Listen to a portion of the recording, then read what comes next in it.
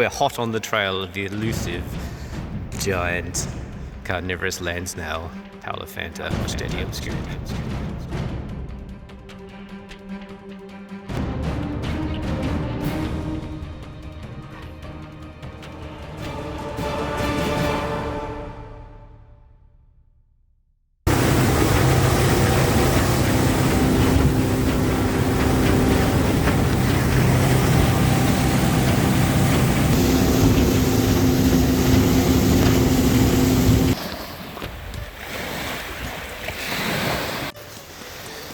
This is us for the next 3 days. We've just been dropped off on Blue Mine Island. Hopefully we're the only mammals here, but after 3.5 days, I guess, of searching, we'll be able to tell.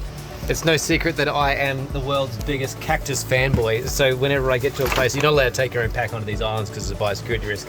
So you've got to get there and just try your luck with all the packs they give you.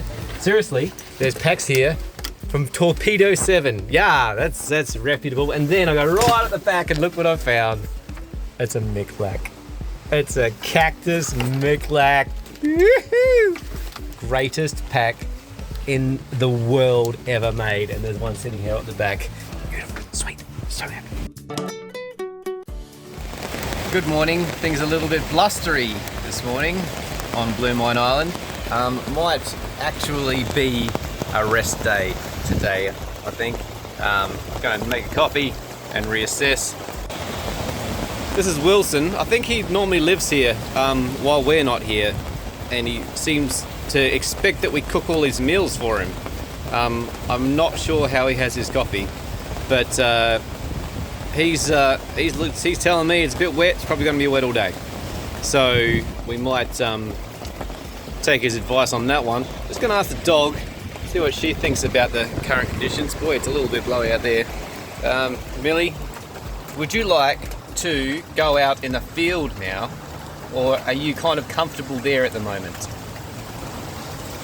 Indecisive. Okay, either way, you go either way. Okay, that's good to know. So, we'll start with that and see how the day progresses. It's about I'd say 99.9% humidity today after about 100 mil of rain last night. We're bashing through this is a jungle, really. And it eerily feels like that movie Apocalypse Now, because we've just wandered into an old abandoned army station here in the middle of the jungle. I'm expecting any second now to see Colonel Kurtz just pop up and welcome us to his jungle fortress out here. Crampons are a great tool in these conditions, but not when you suddenly chance across a massive concrete staircase. They don't work too well. I just didn't expect to see that today. This is something I asked about a lot, so let's talk about battery optimization and how that affects your location when you're offline out in the bush for days at ends. We've been out here now using this iPad Mini 5 this is the fourth day we've been out here, and it is on 27%. I'll easily get another day out of this. All right, so obviously bigger battery, bigger screen, but as long as this is my tips for iPad stuff, so I just turn off my Bluetooth, Wi-Fi, everything else, unless you're trying to sync. Don't just turn it off on there though, turn it off here, turn it off there in your settings, because that'll actually turn the receivers off as well.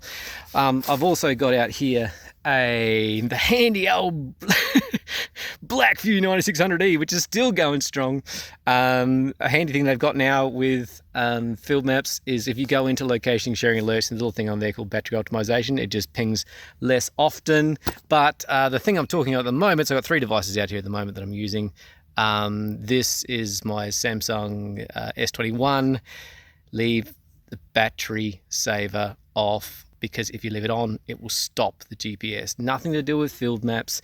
It will just stop the GPS when you turn the screen off. So leave the battery saving off. Go and do your battery saving manually. Go in there and turn off your Wi-Fi and turn off your Bluetooth and turn off everything else. But leave that battery saver off, because it just turns off the GPS. Nothing to do with FieldMaps. It just turns the GPS off when you turn the screen off.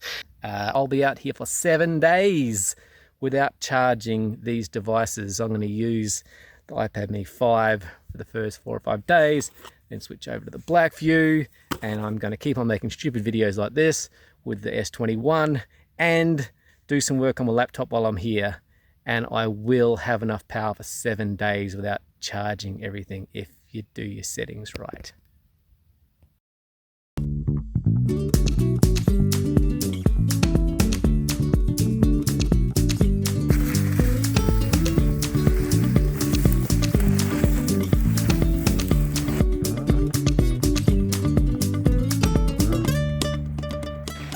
I've lived with toddlers, I've lived with babies, I've lived with Jack Russell Terriers, but nothing is more nerve-wracking than living with Weka, because they're constantly scouting around you, trying to steal your food. And twice he's gotten through and stolen. Oh look, there's another one, chasing the other one off so that they can both steal my food.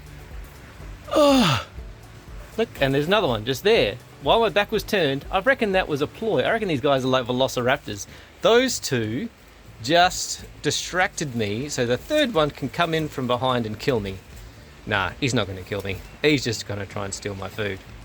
They just test. I bet there's one behind me now, isn't there? No. Oh, damn it. Clever girl. Okay.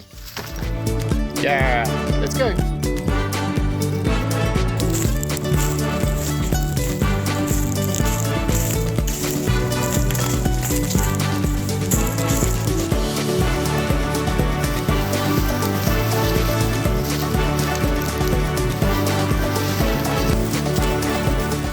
Yeah, this is another fine mess you've gotten us into, Millie. Come on.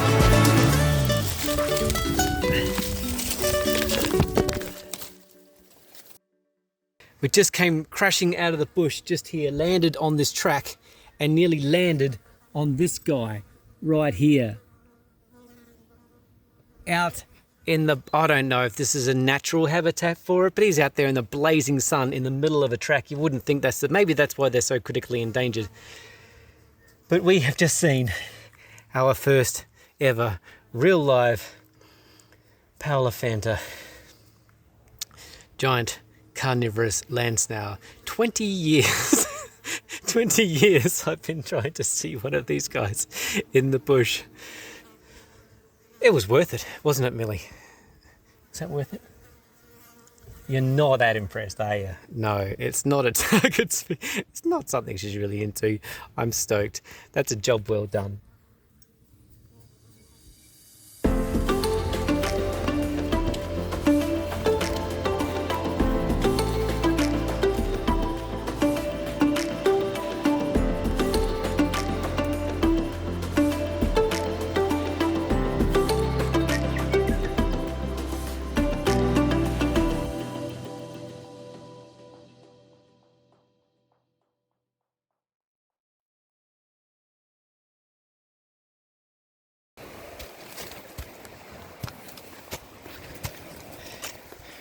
What is this?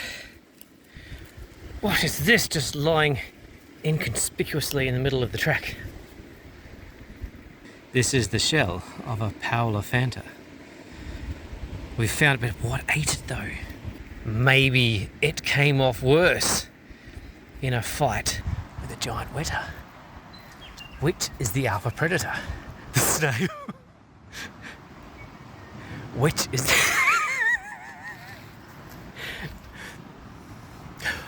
Which is the alpha predator? The snail or the giant insect? We must be on our guard. You look how I feel, mate. Right, only another kilometre to camp. Let's go.